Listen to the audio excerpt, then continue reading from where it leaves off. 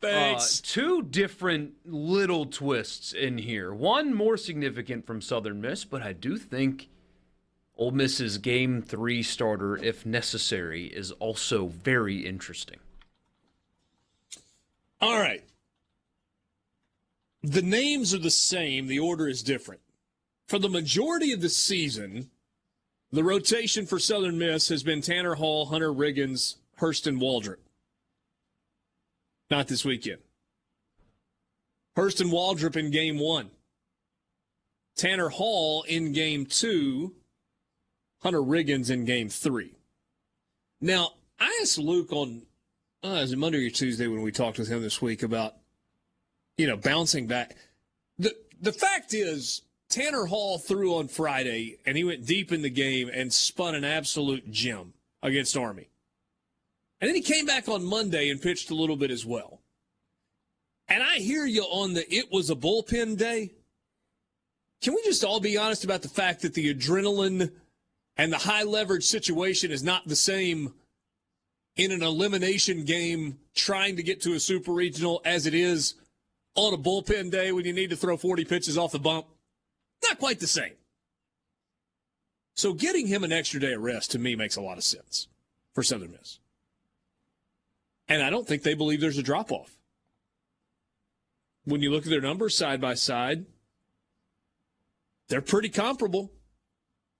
Waldrop, sub-3 ERA. His whip is 1.11. Batting average against 208, 128 strikeouts, 29 walks. In comparison to Tanner Hall, who has an ERA about a third of a run lower, a whip that is .99. Jeez. 227 batting average against. So Hall's average against is a little bit higher. 140 strikeouts and only 13 walks. That's remarkable. The walk numbers on both of those guys. One thing Ole Miss at times has really struggled with is generating offense that was not the home run or off of opponent mistakes, free bases, stuff like that, errors, those kind of things. They're going to have to earn it this weekend. You're not getting free bases. They're not going to walk you.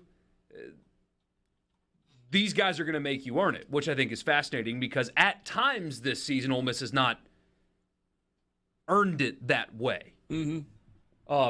And for what it's worth, Waldrop, by the way, last time out against LSU, struggled early in that game, really settled in, gave up a run in the first and the second, but went 6 2/3, just those 2 runs on 5 hits, and struck out 11 LSU batters. Again, really struggled early. His pitch count rose a lot early, and then he settled in and was electric as the game went on.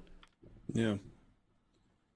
And by the way, the Game 3 starter, Hunter Riggins, ERA just above 2.5, 1.09 whip, 232 batting average against, 85 strikeouts, 21 Ks, or 21 walks. That's those aren't bad numbers either. It's really good. Just to give a comparison real quick. Mm-hmm. So, like I said, Tanner Hall on the season, 9-2, 140 Ks, 13 walks, batters hitting 227. Last year, Will Bednar on the season, 9-1, batters hit 214 against him. 139 Ks, 26 walks. He started 16 games. Tanner Hall also 16 starts at this point and would have a couple more coming as they advance in the postseason. So numbers very comparable from a production standpoint between Tanner Hall and Will Bednar a year ago. And Borges, it feels like a reasonable time for the conversation that we had this morning. The pushback, or maybe I should say you pushing back to but they play in Conference USA. I don't care what the league is. Those numbers are good. Dominant. And I feel like, and I don't think there are many people that are doing that. I think most people just realize this is a good baseball team. If you're trying to sort through the best teams in the country, you're going to lean toward the power conferences. You're going to lean toward the SEC, and with good reason. But we have an abundance of examples of air quotes, mid-major baseball teams that are really, really good. Sometimes in a one-off year, sometimes for an extended period of time.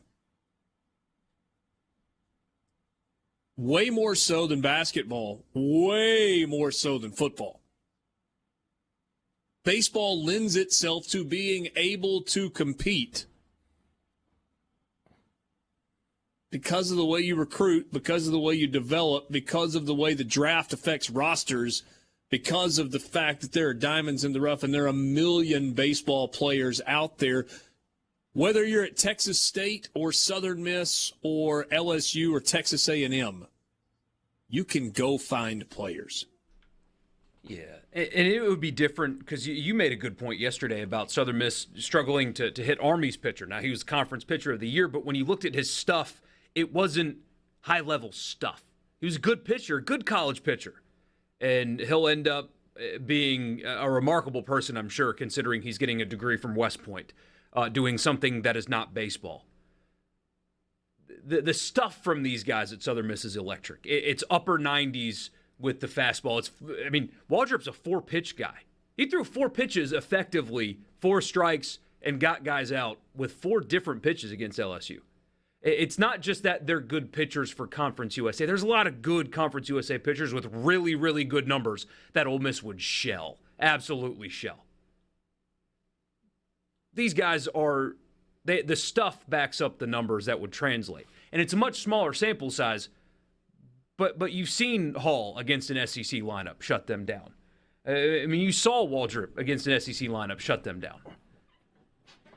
Fewer opportunities, but they did it when the opportunity presented itself. Here's Lucas the and Union. Oh, sorry, go ahead. Well, with Tanner Hall, if after the season ended and Tanner Hall announced, I'm transferring to State, I'm transferring to Ole Miss, he'd be the Friday night guy at those schools too. There's no way around that. The guy is a talented pitcher, and you would be excited as a fan of those schools to be bringing that guy in. On the flip side of this, though, and we're up against a hard break, tell me if you agree with this, though. Dylan DeLucia and Hunter Elliott are, I think, clearly, by far, the best 1-2 punch that Southern Miss has seen this year, and that is a lineup that often has struggled to score runs.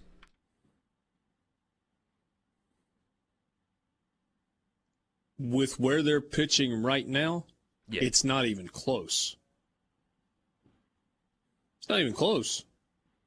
You go back to Dallas Baptist early in the season. Southern Miss played so poorly in that series. It was like 37 degrees. Yeah. Midweek games against SEC teams. But, yeah, in terms of the arm, this is the best staff that Southern Miss will have seen. And one of the best offenses they've run into all season long. Guess what? You get to this point of the year, everybody's pretty good. That's why you're in a super regional.